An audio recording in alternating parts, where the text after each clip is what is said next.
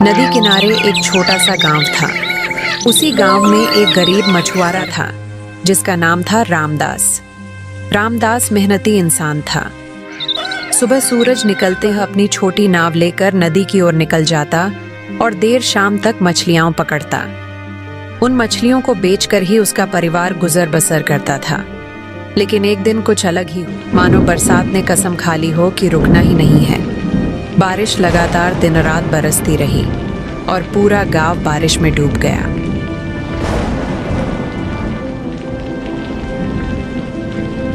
सुनते हो जी, ये बारिश तो थम ही नहीं रही।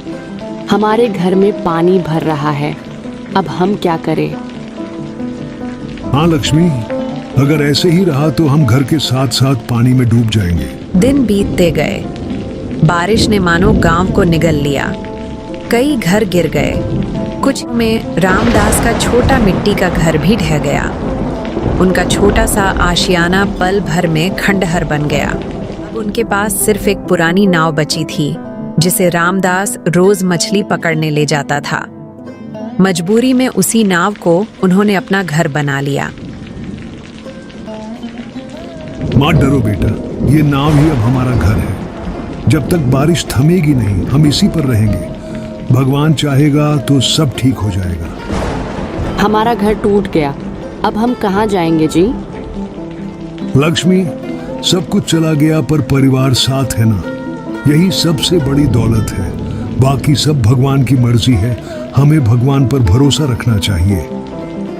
एक रात नदी का बहाव इतना तेज हुआ कि नाव धारा के साथ बहने लगी। ये देख सभी लोग डर गए। अम्मा, ये नाव कहीं डूब तो नहीं जाएगी ना? नहीं बेटा, तुम्हारे बाबूजी हैं ना, कुछ नहीं होगा। रामदास आसमान की ओर देखते हुए मन ही मन प्रार्थना करने लगा। हे भगवान, अब तू ही हमारी नया पार करना। रात लंबी थी। नाव तेज बहाव के साथ बहती रही, पर धीरे धीरे रात बीत गई। अगली सुबह जब रामदास ने वहां का नजारा देखा तो हैरान हो गया। वे किसी अनजानी नदी में आ पहुंचे थे। उस नदी का पानी साधारण पानी जैसा नहीं था। वह सुनहरी चमक से दमक रहा था। लहरें मानो सोने की रेखाएं खींच रही हों। अरे, ये कैसी नदी है? मैंने तो कभी ऐसी नदी नहीं देखा। लक्ष्मी भी आश्चर्यचकित थी। हाँ जी, ये जगह हमारी नदी जैसी नहीं लगती। लगता है हम किसी अनजानी जगह पर आ गए हैं। अभी वे इस रहस्यमयी जगह को समझ ही रहे थे कि अचानक पानी से एक चमकदार चीज बाहर निकली। वो एक बड़ी और चमचमाती जादुई मछली थी। उसका शरीर सोने जैसा चमक रहा था। हे भगवान, ये कैसी मछली है? इसे हाथ मत लगाना जी, ये साधारण मछली नहीं लगती। उस मछली की चमक इतनी तेज थी कि ऐसा लग रहा था मानो कोई सोने की मूर्ति पानी में तैर रही हो। रामदास का दिल तेज तेज धड़कने लगा। उसे लगा कि ये शायद कोई सपना है। हे भगवान, ये कैसी मछली है? मैंने ऐसी मछली अपनी जिंदगी में कभी नहीं देखी। इसे हाथ मत लगाना जी, ये साधारण मछली नहीं है। कहीं कोई अनहोनी न हो जाए। तभी वो मछली उनसे बोली, डरिए मत, मैं तुम्हें नुकसान पहुंचाने नहीं आई हूँ। मैं इस नदी की रक्षक आत्मा हूँ। मैं बहुत दिनों से तुम्हारा दुख देख रही थी। रामदास हक्का बक्का रह गया। उसके हाथ कांपने लगे और वह मछली को प्रणाम करते हुए बोला, हे देवी स्वरूप मछली, आप कौन हैं? और मेरे जैसे गरीब आदमी पर आपकी नजर क्यों पड़ी? मछली मुस्कुराई और बोली, मैं इस नदी की आत्मा हूँ। जो लोग सच्चे दिल से मेहनत करते हैं, कभी किसी का हक नहीं छीनते और ईमानदारी से जीवन जीते हैं, मैं उन्हें वरदान देती हूँ। तुम भी ऐसे ही इंसान हो रामदास।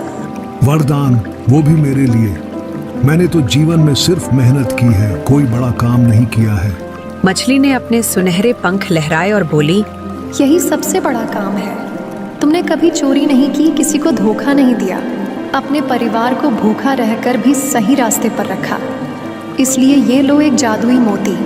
इतना कहकर मछली ने अपना मुंह खोला। उसके मुंह से एक चमचमाता हुआ नीला सुनहरा मोती बाहर आया। मछली ने मोती को रामदास के हाथों में रख दिया। रामदास भावुक हो गया। उसकी आंखों से आंसू निकल पड़े। हे देवी, आपने हमें जीवन दान दिया।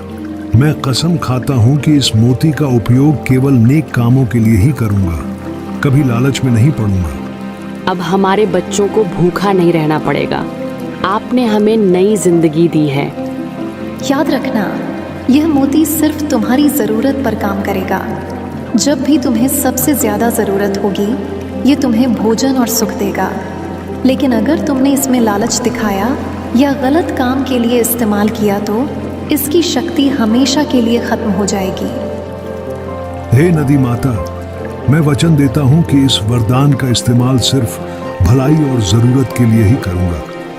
याद रखना, असली ताकत दया और सच्चाई में है। इतना कहकर वह पानी की गहराई में गायब हो गई और फिर से बारिश हुई। रामदास का परिवार पहली बार कई दिनों बाद उम्मीद से भरा हुआ महसूस कर रहा था। अम्मा, ये मोती बहुत सुंदर है। क्या ये हमें खाना देगा? हाँ बेटा, ये मोती हमारी मदद करेगा। सुबह होते ही रामदास ने तय किया कि सबसे पहले बच्चों के लिए खाना मांगा जाए, क्योंकि पिछले कई दिनों से सब भूखे थे। उसने मोती को दोनों हथेलियों में लिया और मन ही मन बोला, हे जादुई मोती, मेरे बच्चों के लिए भोजन का इंतजाम करो। जैसे ही उसने यह कहा, नाव के कोने से एक मंद प्रकाश फैलने लगा और देखते ही देखते वहां एक बड़ी थाली आ गई। रामदास, देखो भगवान ने कैसे हमारी सुन ली। सचमुच इस मोती ने हमें जीवन दान दिया है। हाँ लक्ष्मी, लेकिन याद रखना, ये सिर्फ खाने पीने के लिए नहीं है। इस वरदान का सही इस्तेमाल करना होगा। लालच करेंगे तो सब खत्म हो जाएगा। बारिश धीरे धीरे कम होने लगी। कुछ ही दिनों बादल हटे और आसमान साफ हुआ। नदी का जलस्तर थोड़ा घटा तो नाव किनारे लग गई। घर तो टूट चुका है, अब बच्चों को कहाँ रखूं? नाव में हमेशा नहीं रहा जा सकता है।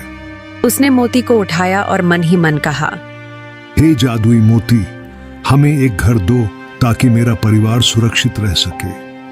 जैसे ही उसने कहा, सामने एक सुंदर घर खड़ा हो गया। अरे, ये तो बहुत बड़ा और सुंदर घर है। अब हमें नाव में नहीं सोना पड़ेगा। ये तो सपनों जैसा घर है जी। हम गरीबों ने ऐसा कभी सोचा भी नहीं था। हाँ लक्ष्मी, लेकिन हमें याद रखना है कि यह वरदान सिर्फ हमारे लिए नहीं, बल्कि औरों की मदद के लिए भी है। गांव के लोग धीरे धीरे रामदास के घर के पास इकट्ठा होने लगे। वे सब बाढ़ से परेशान थे। कई परिवारों के पास खाने को अनाज नहीं था। कईयों के घर टूट गए थे। रामदास भाई, हमारे घर भी बाढ़ में डूब गए। हमारे पास अनाज नहीं है, बच्चे भूखे हैं। तुम्हारे पास जरूर कोई खजाना है जो अचानक तुम्हें इतना सब मिल गया। अगर हो सके तो हमारी मदद करो।